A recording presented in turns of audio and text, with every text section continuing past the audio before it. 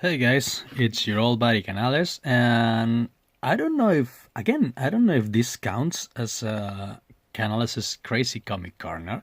But the other day I received in my mail this fairly good and really entertaining comic called Lonestar, written and drawn by Mike S. Miller. I'm sure you all know who Mike S. Miller is, but suffice it to say that he's good at triggering SJWs on Twitter. So there you go. So yeah, I'm gonna review this comic. I'm gonna do it quickly because it's really late and I need to get at least 6 hours of sleep per day in order to function like a regular human being. So yeah, I'm gonna try and make this really quick and concise. So I think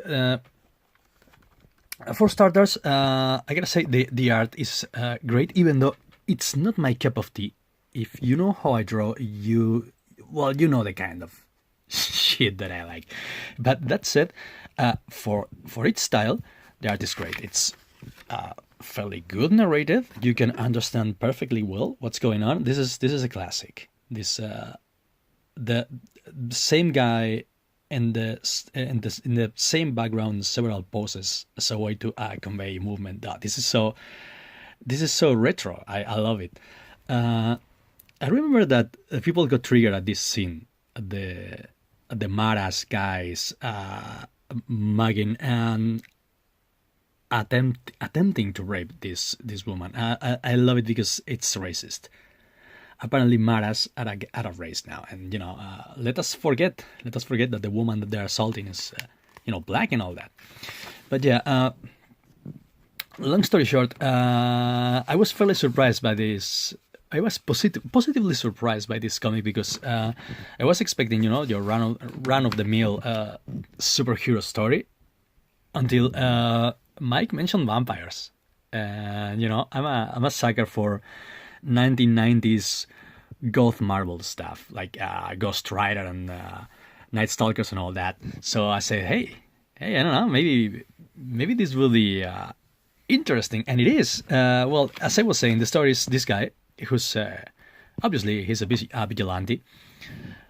It was in actuality he's a soldier. He's part of a secret government program. Who, as far as I can tell, is akin to the Universal Soldier. If you non-boomers know what I'm talking about, it's an old 1990s movie with Jean-Claude Van Damme about basically government zombies, dead soldiers resurrected to fight as nigh unstoppable undead soldiers. So I think it's something like that, as far as I can tell.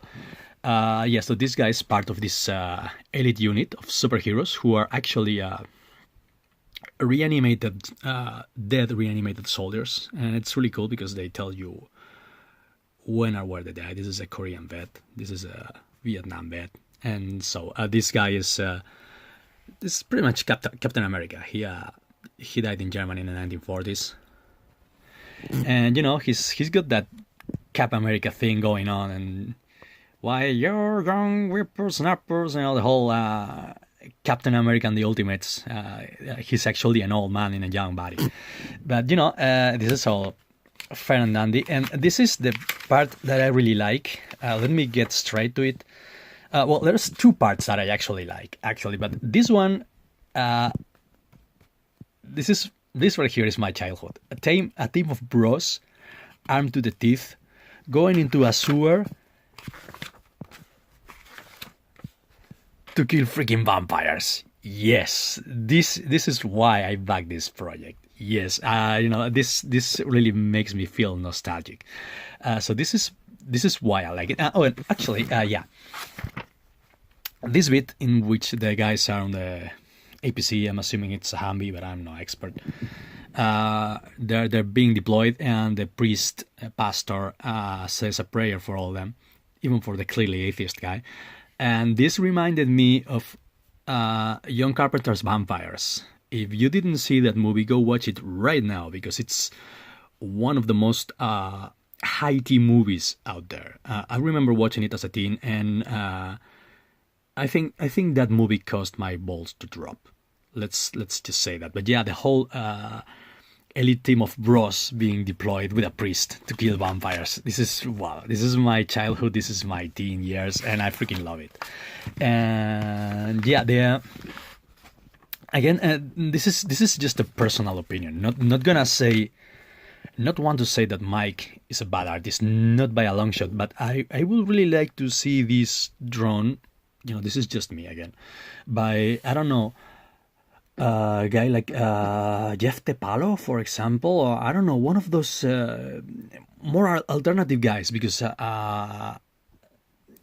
Mike's style is maybe a bit too realistic to draw the kind of vampires that I like. But that's just purely a personal opinion. Not gonna say that he's a bad artist, because he's not. You know, the art is great anatomy. Great colors, you understand perfectly what's going on. That I have no problem with the art. It's just personal choice. But yeah, silver stakes and stuff. It's really cool. So we get to the part, and okay, this is. I guess I will have to skip some pages in order to not get copyright strike by Mike. But yeah, this is really sweet. The guys. Basically stalking a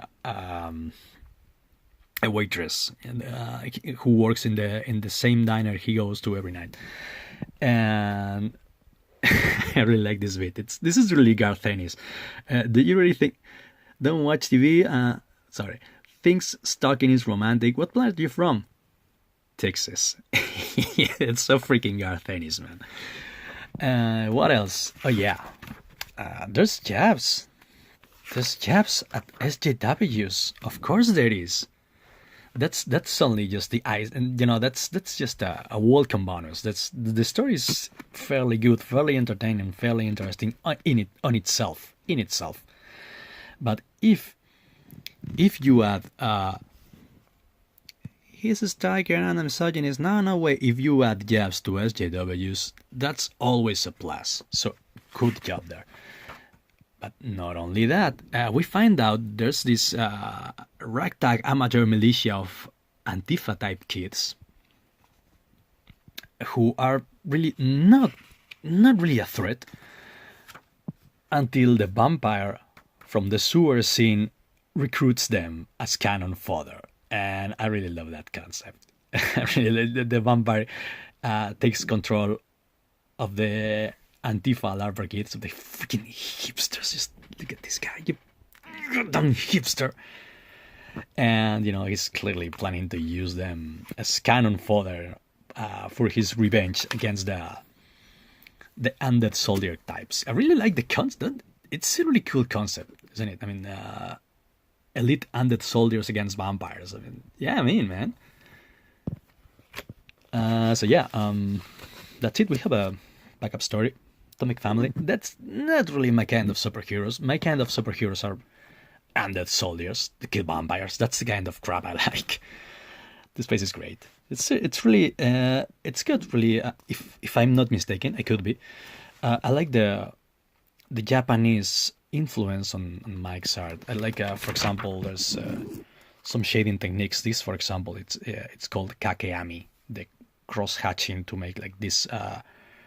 Creating texture. I like to do that. I do. My kakeami is not as good, but you know, I'm slowly getting there. So yeah, I really enjoyed reading this. I was going to say go for it. That I don't know if you can still get it. The Indiegogo campaign is over. Yeah, I don't know. Go for it. I just wanted to review a Comicsgate comic that positively surprised me. So if you have the chance to get your hands on this bad boy, Lonestar, Heart of a Hero, and you're not Dave Johnson and are sick with envy, yes, go for it.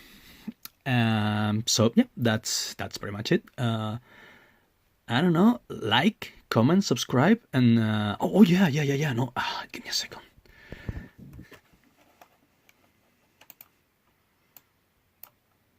Yes. I plugged Mike Miller's comic. No, I'm going to plug my comics. Yes. If you like a comic done by a guy who likes this comic, go back the Abductables, drawn by me. Sorry, drawn by me, written by Michael Derrick, or you can go for the whole double feature, and also back Necromancer Tombstone Blues, which is also drawn by me. Not gonna blow my own horn, but this is fairly cool. I mean, just saying, this is fairly cool. So yeah, you can choose between the story of a guy who wakes up in the middle of a probing procedure and proceeds to lay waste to a whole fleet of little gray aliens, or you can back the story of a private necromancer for hire trying to solve a murder mystery in a gothic metropolis populated by goblins and zombies and whatnot. Yes, or you can back both.